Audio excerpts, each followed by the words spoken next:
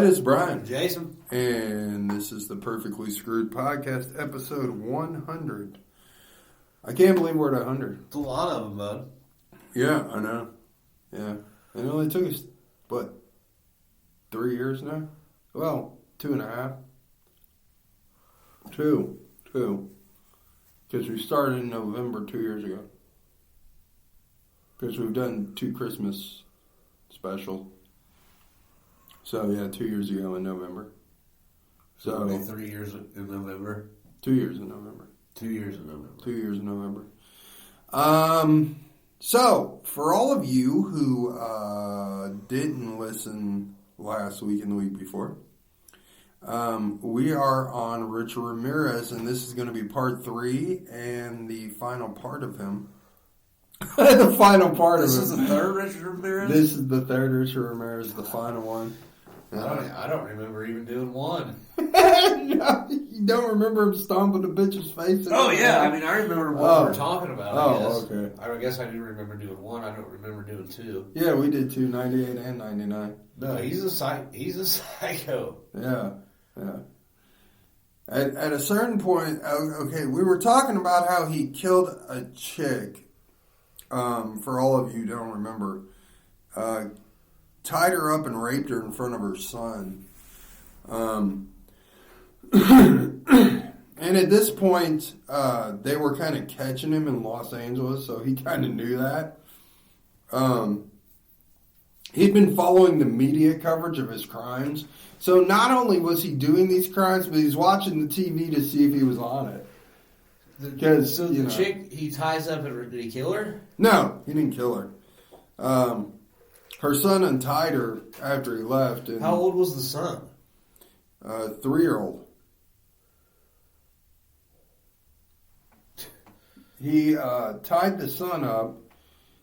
The 3-year-old walked into the bedroom in the midst of Ramirez raping his mom, so he gets off of her because she's tied to the bed.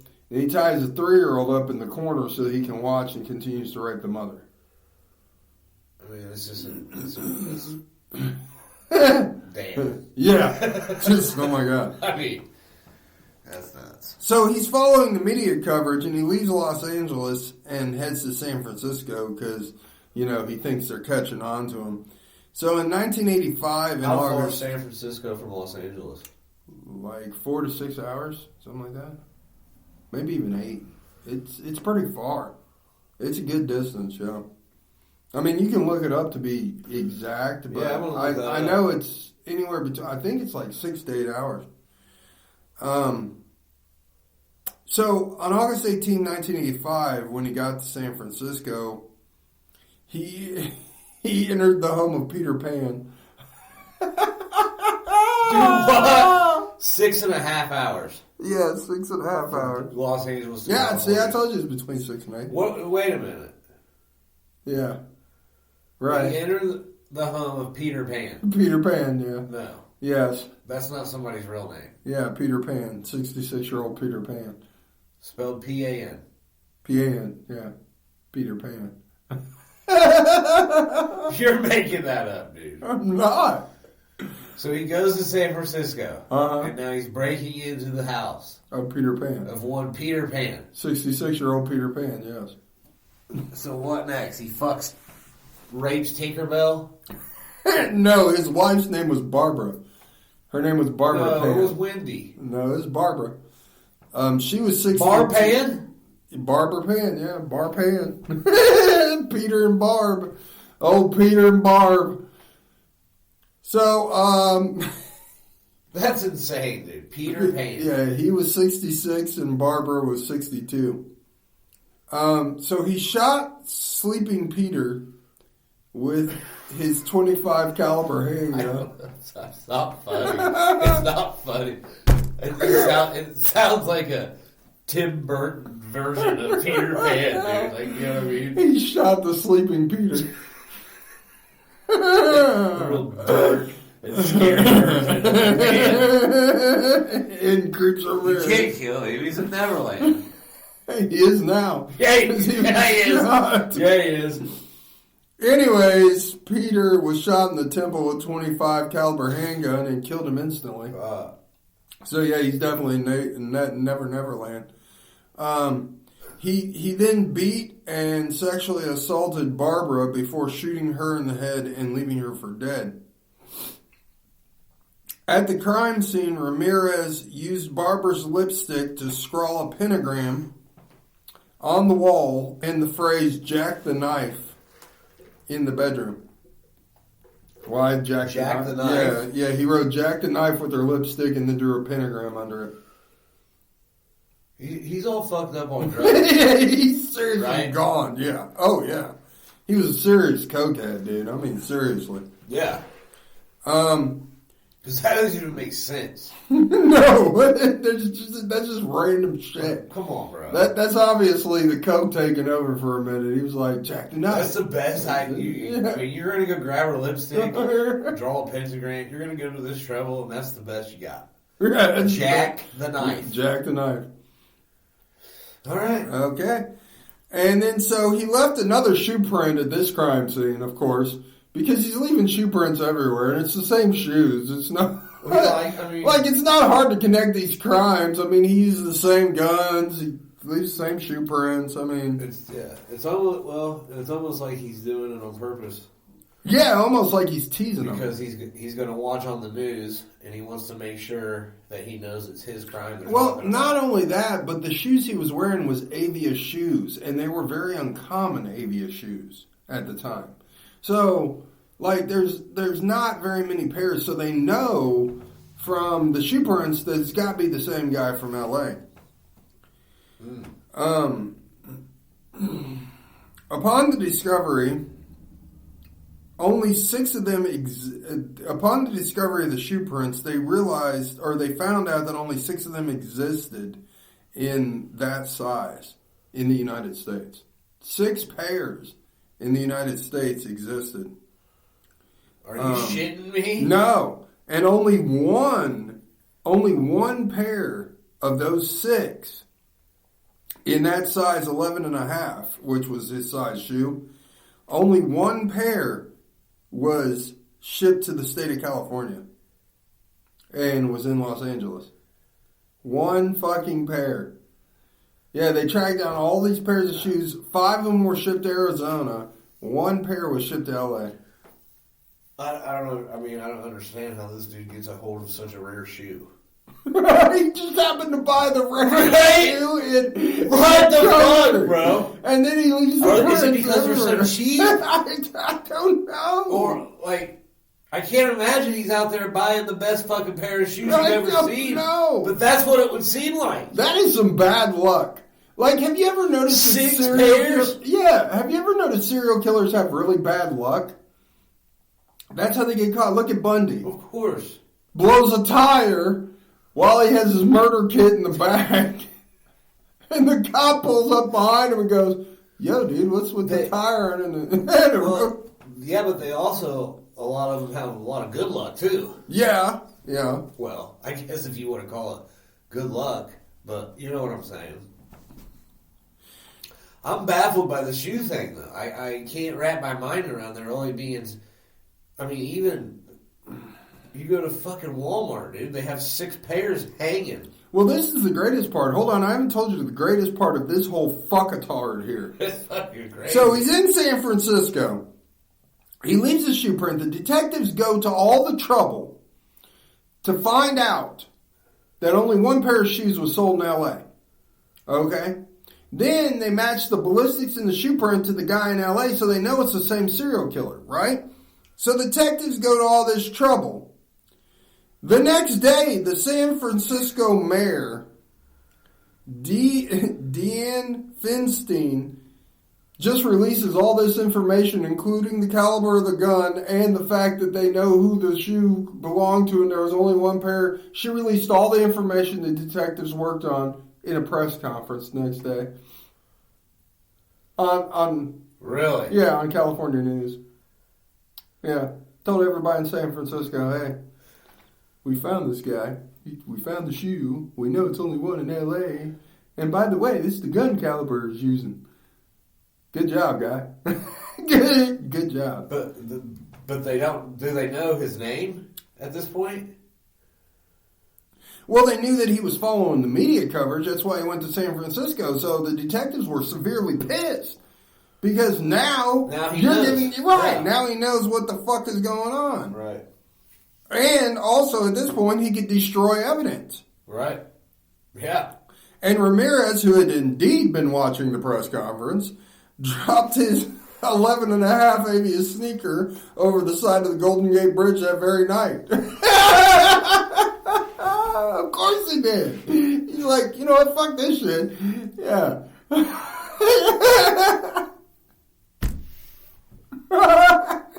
So basically, what year is this? 85. So you mean to tell me that there's still possibly a pair of fucking... What kind of shoes are these? ABS. Avius shoes Mm-hmm. floating around In the Bay. in the fucking Bay Area? Yeah. So he remained around San Francisco This for is a few more unbelievable. days. The fucking mayor? The mayor released. What the fuck? Why? Hey, just to give you a heads up, guy, we know Why? who you are. Why We would know what she shoe do that? you're wearing. It was a she? Yeah, it was a she. Why would she do that? Obviously, she's dumb. I mean, there's no other way to go around it. You had to be an idiot. I mean, why don't you just tell him we got all this evidence we got against you, bud? We don't know who you are yet, but I'm telling you, we're going to catch you because we know what shoes you're wearing. Well, let's Especially the just shoes. Yeah. All right. Yeah. You spot the shoes, you spot the killer. Right. So you're going to tell the killer on a national press conference, hey, by the way, this is the evidence we have, and we know it's only one pair, so you might want to get rid of those shoes. This is some crazy shit. This dude killed Peter Pan. He owns only one out of 6 pairs of shoes in the entire fucking country. Right. And the mayor The only goes pair in the state. and the mayor goes on TV and tells him. Crucial piece of evidence here, breaking news.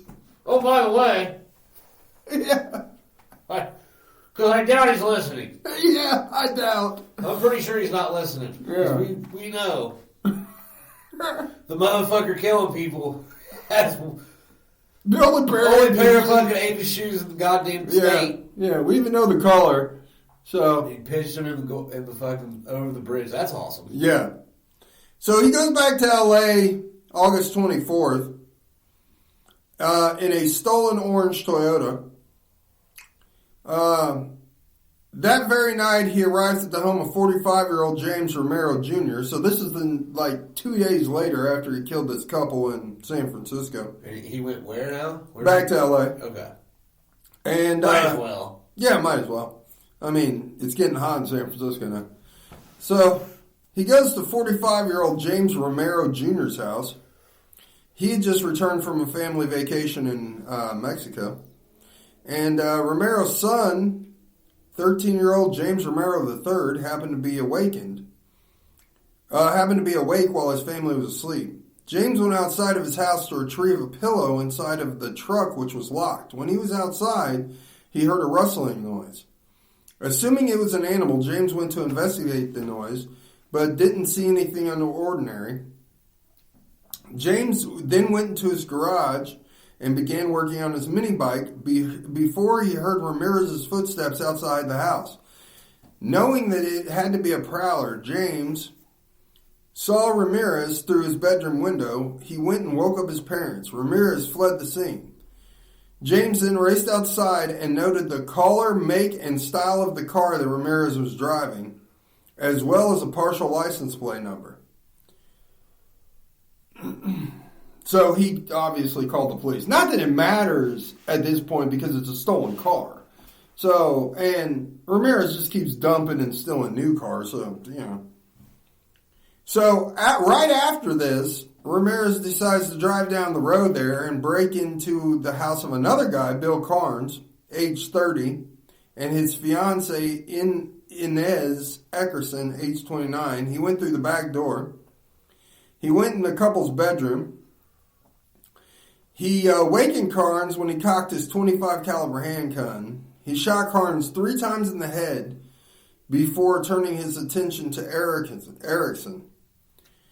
He told her that he was the Night Stalker, and he said he forced her to swear that she loved Satan as he beat her with his fists and bound her with neckties from the closet.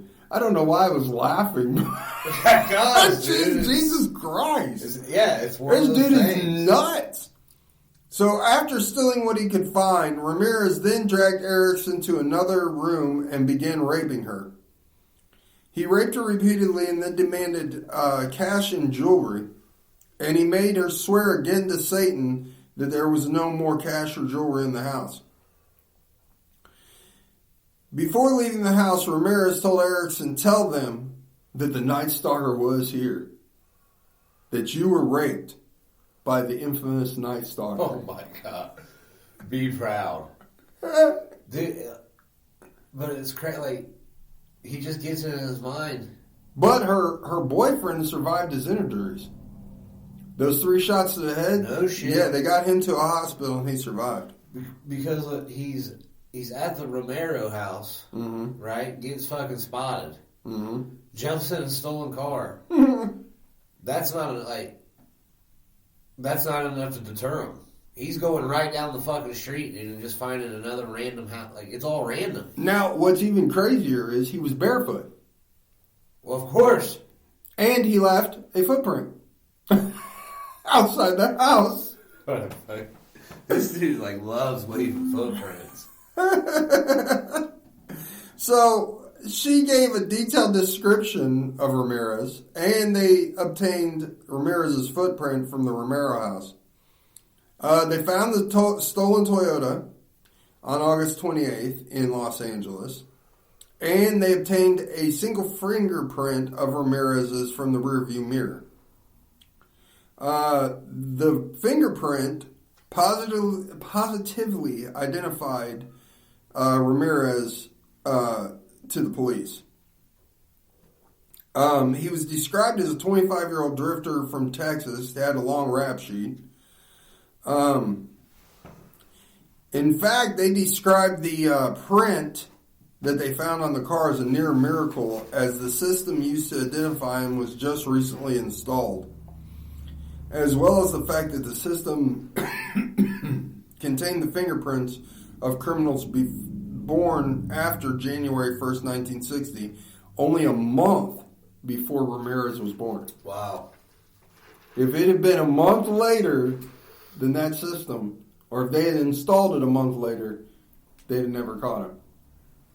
So, on August 29th, 1985, they released a mugshot of Ramirez on the news from 1984 arrest for auto theft to the media. After the police press conference, it was announced, "We know who you are now, and soon everyone else will. There is no place to hide." So, on August 30th, 1985, Ramirez took a bus to Tucson, Arizona to visit his brother, unaware that he became the lead story across the whole nation in every major newspaper and television program across California and the rest of the nation. After failing to meet his brother due to him not being home, Ramirez decided to get back on the bus and go back to Los Angeles. So on the morning of August 31st, he walked past police officers who were staking out the bus terminals and hoping to catch the killer should he attempt to flee on an outbound bus, and into a convenience store in East Los Angeles. After noticing a group of elderly Hispanic women screaming "El Matador," Ramirez saw his face on the front page of the newspaper and fled the store in panic. He ran across Santa Fe Freeway. He attempted to carjack an unlocked Ford Mustang, but was pulled out by angry resident Faustino Pinon and Jose Burgoyne. Ramirez ran across the street and attempted to take car keys from a woman. The woman's husband witnessed the attempt and hit Ramirez over the head with a fence post. Holy shit! In the pursuit.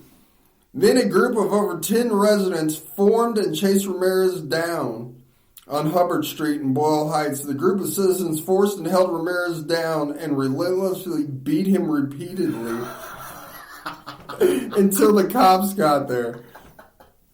Holy shit! They found Ramirez severely beaten, unharmed. Fucking citizen's arrest. 10 of them. That's fucking. Caught him, held him down, and beat the shit and hell out of Look, him. he's what he gets. Just running around barefoot, dude, fucking trying to steal cars on fucking Santa Fe. Yeah. What the In fuck? a Mexican neighborhood. Right after he fucking. This Hispanic women are yelling El Matador because they see his fucking wanted fucking picture right on the front page, dude. You can't write that. No. They said he was severely beaten and unarmed, and they took him into custody. Man. The crowd then grew to several hundred people, and they were becoming unruly towards Ramirez and the responding officer. So they had to get him out of there because they were trying to basically bust in a cop car and drag him out and kill his ass. Kill him, Yeah. So they drove him to the Hollabank police station.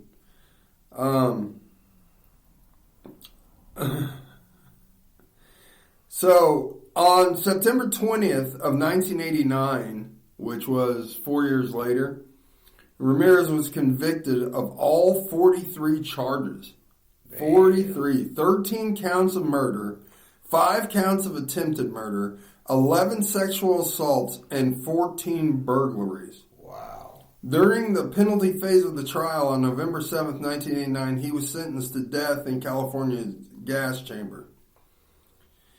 He stated to reporters after the death sentence, "Big deal. I don't care. Death always went with this territory. See you in Disneyland." He didn't say that. Yes, he did. That's gotta be a Peter Pan reference. This dude. He said, "Big deal. See you in Disneyland. Death always went with this territory. See you in Disneyland." God damn, this dude's fucking hilarious. Dude's a nutbag, He boy. is, man. God, man. That's wild, man. So, but he didn't get he didn't actually get to the gas chamber. And what's crazy is, what's even nuttier is by the time of the trial, Ramirez had fans. Yeah, I'll say that again. He had fans who were writing him letters and paying him visits. Beginning in 1985, Dorian Leoy wrote him nearly 75 letters during his incarceration. In 1988, Ramirez proposed to Leoy, and on October 3rd, 1996, they were married while Ramirez was in prison. This happens too, like that. Yeah. Who, like Manson got married or something, right? Yeah, yeah. Was there somebody else? Like, Well, there was women trying to marry Bundy, yeah. They're nuts. So, for many years before Ramirez's death, Leoy stated that if she would commit suicide when Ramirez was executed.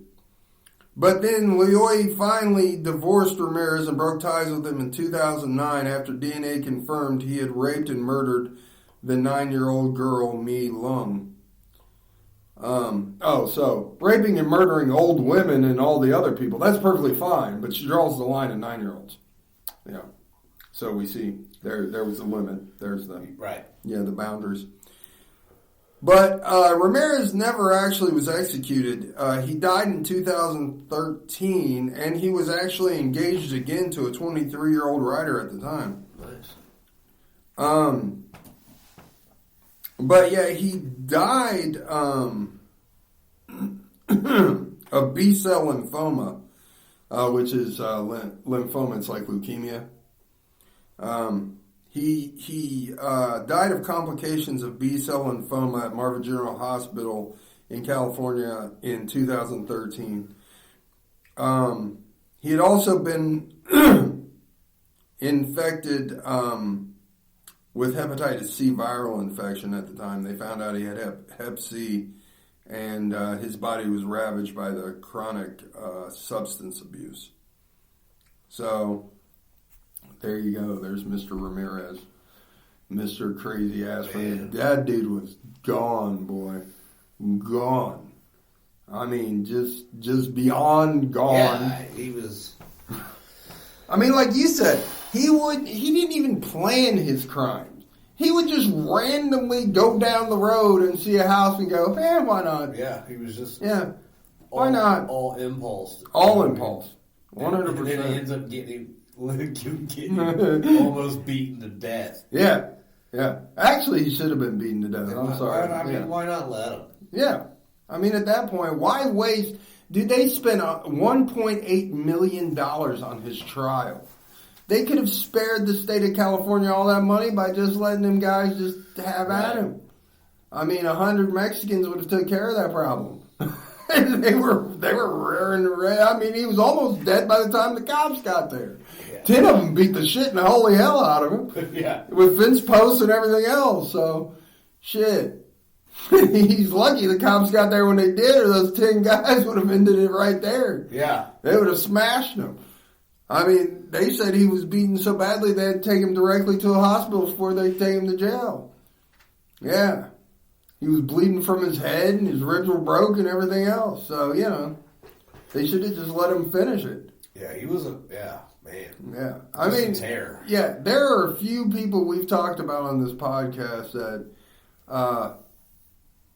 really amaze me as far as serial killers go, but there are just a couple that are just beyond crazy. Like Bundy, he was nuts. Okay, I'll give you, and he did a lot of crazy shit. But then you got people like Ramirez and Kemper, and you're just like, what in the fuck, dude? Everybody else, though, seemed like...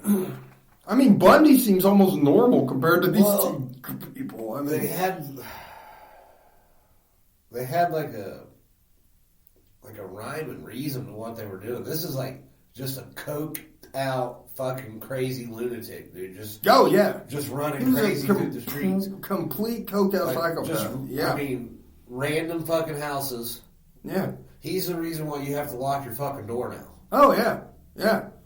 Just a crazy coked out random dude. You could be sitting on your fucking couch at 8:30 in the evening, and he would just walk in and just start enjoying some popcorn, and then the next thing you know, Peter Pan's shot in the fucking temple. Yeah. And Barb's getting raped. Yeah. Beaten. Yeah. While being told to fucking swear to Satan. Yeah.